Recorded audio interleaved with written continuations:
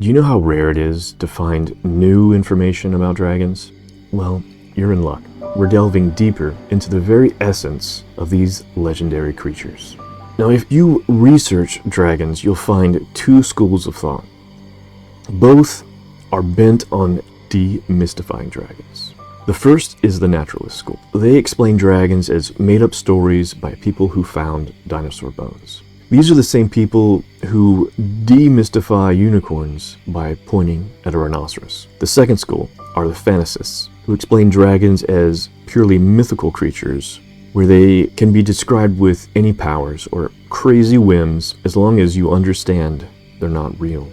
But if you stop at either school, you'll miss out on surprising evidence. All you have to do is keep digging, or in your case, listening. And you'll find these strange accounts like this one, On the Nature of Animals. It's a text containing brief stories of natural history, written by Roman author Claudius Aelianus. According to the text, there's this great serpent that Alexander the Great encountered, which lived in a cavern and was regarded as sacred by the local Indians. Since they paid it superstitious reverence, they begged this conqueror not to attack the creature, and Alexander assented to their wish. But it was when the army passed by the cavern that Alexander and his men caught sight of the creature. Having caused the noise whilst passing by, the serpent, whose hearing was said to be the sharpest of all animals, became immediately aware of the men outside its lair. It was said that the beast put its head out of the cavern and hissed and snorted so violently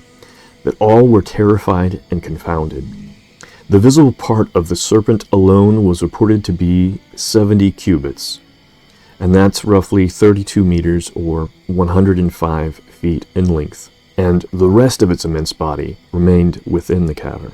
So what is so strange, what is so surprising about this historical account? It presents a living dragon as a matter of fact. Alright, great. What does this mean?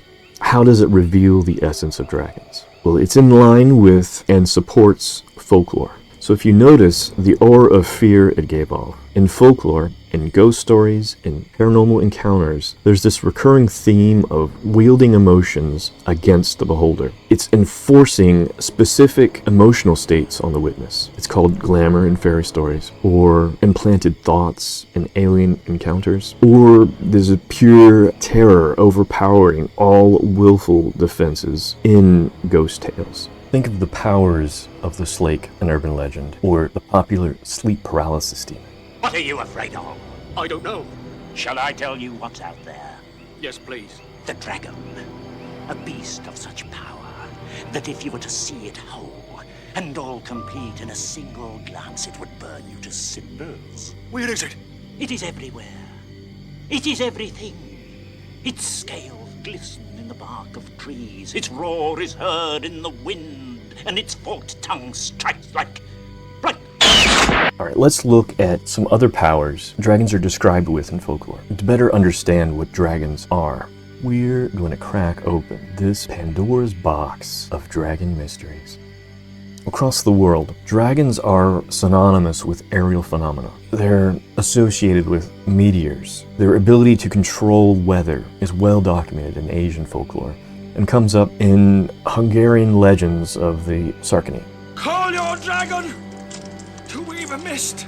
They have been associated with plagues and afflict those they fly over with disease in Italian legends. There's also this belief that reptiles live in the boundaries between worlds. This boundary between the world of humans and the world of demons is also a common theme in mythology and folklore. Reptilian affinity and proximity to water may be a factor here, as water is seen as a boundary to other worlds. Also, combating dragons is often portrayed as a type of spiritual warfare. But one quality in particular that calls out dragons as paranormal creatures is the ability to shapeshift. And that's what I'm trying to get to here, is these are paranormal encounters. These examples are of dragons as paranormal, metaphysical, transdimensional, whatever you want to call it, creatures.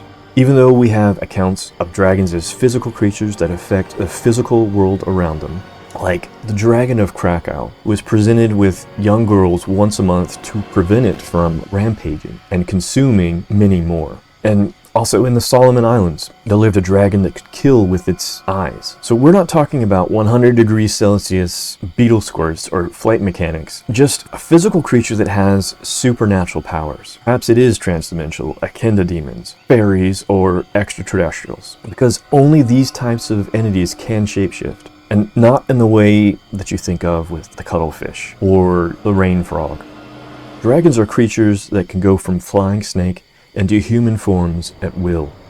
Sometimes they're described as wearing their skin inside out in folklore throughout Eastern Europe. But the ability for dragons to shapeshift isn't just a product of Eastern Europe. There's the French tale of Griselda and the dragon troubadour, and versions of the Chinese legend of the Yellow Emperor. So, as we stand at the intersection of folklore and the inexplicable, one thing is clear. Dragons aren't just mythical creatures. They're a gateway to a world where the paranormal and the tangible intersect, that challenges our understanding of reality itself. And that's why dragons are so elusive and mysterious. So what does all this mean? Dragon sightings and encounters are rare, much rarer than fae encounters or demonic encounters, and even spiritual encounters, but by all accounts, very dangerous, and not something to seek out to experience. They are destruction personified beyond metaphor.